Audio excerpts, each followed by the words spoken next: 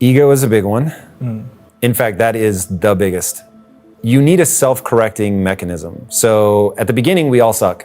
Doesn't matter what you're doing, whether you're a little kid, whether you're deep into your career. When you're embarking on something new, you're going to be bad at it. You need to leverage what is, the more I push for success, the more I realize everything is just a scientific method recontextualized for something.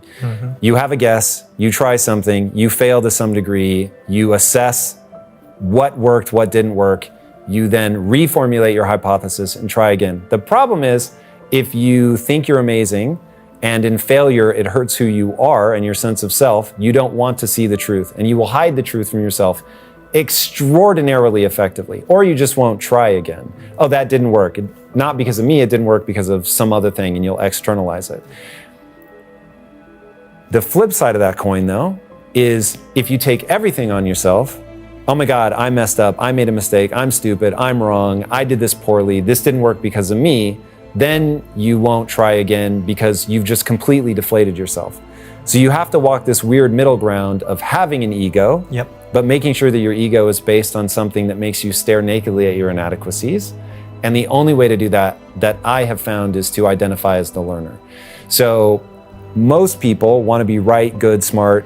In fact, let's talk about Nietzsche. It's all will to power. Everybody needs to have that thing where they're like, because of this, I am a badass. This is why somebody at a toll booth or whatever flexes their muscle, or somebody at the TSA, I've recently traveled and people want to flex their muscle there.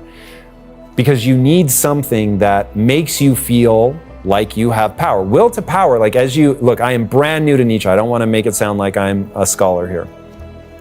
But it was the first thing that allowed me to understand what's happening in culture right now, which is people fighting for ideas that seem to me self-evidently self-destructive, and I could not understand why they would do that. But once you realize that, oh, if I can't beat you in open competition, then I just want to tear you down.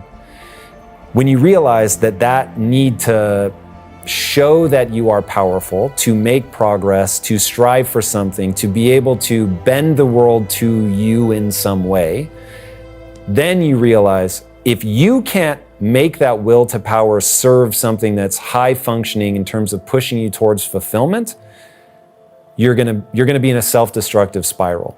And so that's where most people live, is they are running the scientific method of hypothesis, they try something, but when it doesn't work, and it won't, what do? And if at that moment they realize, oh, I have this need to solve this, to move forward, to make progress, but I need to do that in a high-functioning, self-aware way, and the best thing that you can do there is see yourself, okay, I'm the learner, I want to see what I've done wrong, that is my will to power. My will to power is improvement itself, and to do that I have to really accept the things that I'm not currently good at. Most people can't do that. Most people are stuck in the psychological immune system of, I want the will to power, but I'm gonna lie to myself, assume that I'm good, right, better, faster, stronger. And for that all to be true, anything that is saying that I messed up or I'm bad, I have to knock down. And that's where people get in a self-destructive loop.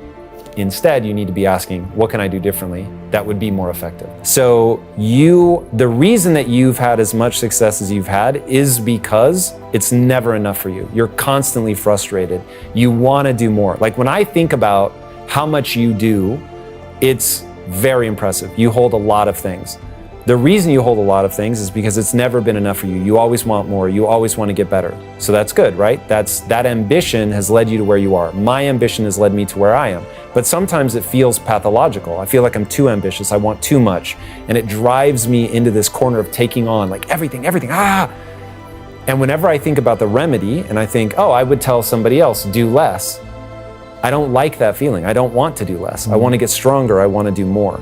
So you want that. That's nature going, hey, I need you to go out and fight and do really dangerous things, right? If you think about yourself from an evolutionary standpoint, dude, so boys and girls, read about history, okay? I'm becoming obsessed with history. Humans are murderers. Dude, we kill, we rape, we pillage. It's crazy. In all of us is that animal. Now the question is, why would we develop that from an evolutionary standpoint? Because for millions of years, it was red in tooth and claw. It was so hard to stay alive, to go out to get food.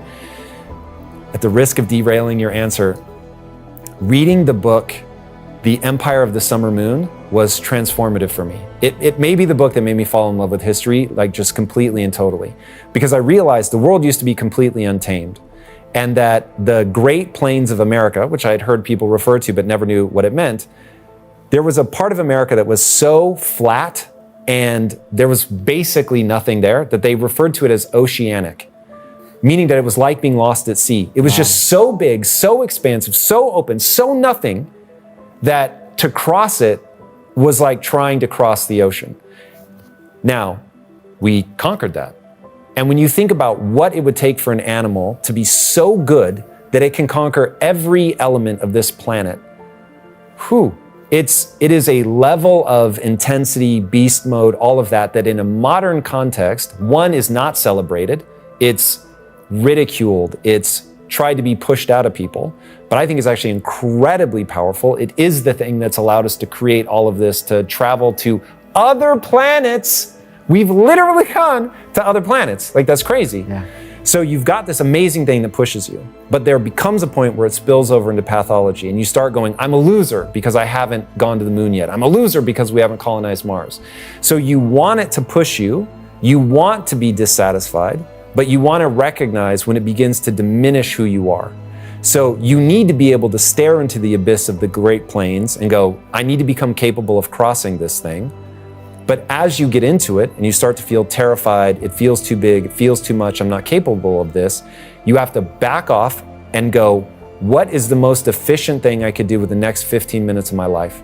And that's where most people break. Either they stare out into the abyss and they can't take the first step, not your problem. Okay, you'll take that first step. But then as you get out there, the very thing that gave you the guts to take that first step begins to chip away at you. And so you have to remember, you're an animal having a biological experience. That's just your brain messing with you. So do and believe that which moves you towards your goals. Once the pathology begins to spill into the motivation, back off. Don't allow yourself to give into it. Instead, and all I do in that moment, because I have a more aggressive negative voice, I think, than most people. It's why I keep pushing forward despite my success. But when it begins to diminish my sense of self, then I go, I don't allow myself to repeat that. Because you are what you repeat. You're gonna think it, don't worry about that. But you are what you repeat. And so if you start repeating, I'm a loser, I'm a loser, I'm a loser, then you're not gonna get better. So in that moment where my brain just starts going, you're a loser, you're not good enough for this, you're not smart enough, you're not strong enough, fast enough, whatever, I go, what could I do with the next 15 minutes to get a little bit smarter, a little bit faster, a little bit better? And then I get into skill acquisition mode. Once I'm in skill acquisition mode, boom, now I can move forward. And so one of my habit loops is to pattern interrupt my negative thinking and shift myself back into skill acquisition. If you live in skill acquisition, then it'll all stack. And that's when I look into somebody that is as young as you. I think, dude, if you knew what I know, which is in 10 years, you're gonna look back over your shoulder and you won't recognize yourself. Because all these little moments where you were too weak to do something that you wanted and it really made you angry, you actually got a little bit stronger because you were trying and trying and trying, and it's invisible. But dude, when you have a 10-year window, it's really awesome. But you have to keep going.